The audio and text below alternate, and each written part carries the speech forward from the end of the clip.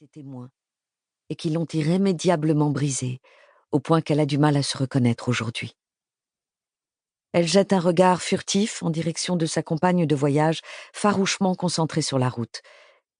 Il fut un temps où elles étaient proches, c'est vrai. Mais pourquoi a-t-elle accepté de venir passer le week-end en compagnie de Gwen? « Tu t'en sors » demande-t-elle brusquement. « Moi ? Oui, tout va bien.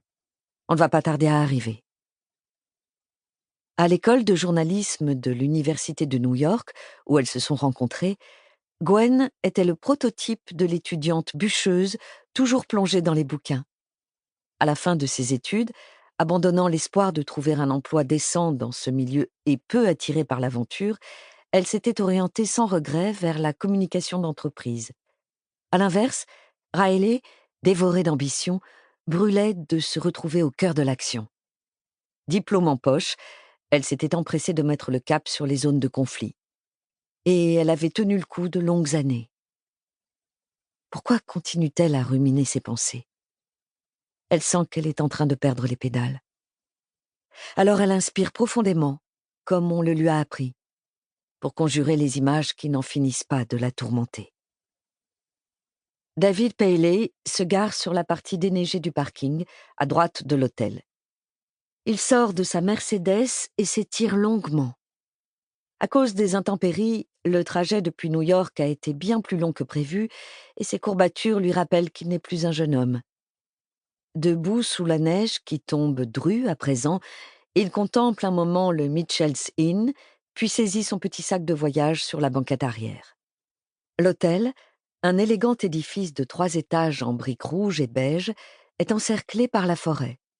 Devant la façade, au milieu d'une immense pelouse, se tient un arbre majestueux aux branches alourdies par la neige. Tout autour, de hauts conifères et des arbres centenaires, drapés de blanc, semblent gagner du terrain sur le bâtiment. Pourtant, l'atmosphère est si paisible que le voyageur sent ses épaules se décontracter. Chaque étage est percé à intervalles réguliers de larges fenêtres rectangulaires. Un escalier monumental mène à la galerie extérieure en bois et au double portail d'entrée orné de branches de sapin. Bien qu'il fasse encore jour, des lampes sont déjà allumées et une lumière cuivrée s'échappe des fenêtres du rez-de-chaussée, conférant à l'ensemble une ambiance accueillante et chaleureuse. David reste immobile, dans l'espoir que les tensions de la journée, de la semaine, voire des années passées, seront emportées par les flocons qui lui caressent les cheveux et lui chatouillent les lèvres. Il a l'impression d'être revenu en arrière, à une époque où la vie était plus simple et plus plaisante. Pendant 2 jours, il ne va plus penser au boulot. Tout le monde, quelles que soient ses responsabilités professionnelles, a besoin de recharger ses batteries de temps à autre. Et c'est d'autant plus vrai pour un ténor du barreau comme lui.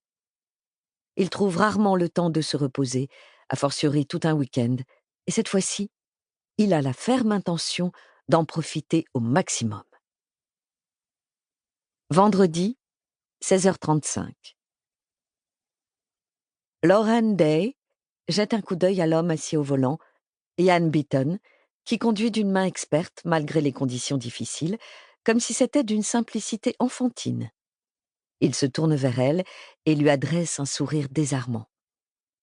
Il est séduisant, grand et mince, mais c'est d'abord son sourire qui l'a conquise, son charme décontracté qui le rend tellement attirant. Lauren fouille dans son sac à main à la recherche de son rouge à lèvres, une jolie nuance de rouge qui illumine son teint, et l'applique avec soin en contemplant son reflet dans le miroir du pare-soleil. Elle suspend son geste au moment où le véhicule fait une embardée, mais Yann redresse le volant avec maîtrise. « La chaussée devient glissante, » lance-t-elle. « T'inquiète pas, je vais m'en sortir. » Elle adore son assurance. « Hé, qu'est-ce que c'est que ça ?» s'exclame-t-elle tout à coup. Comme il neige à gros flocons, il est difficile de bien distinguer les détails, mais pas de doute, un véhicule est échoué dans le fossé. Elle observe la forme sombre, tandis que Yann cherche un endroit où s'arrêter.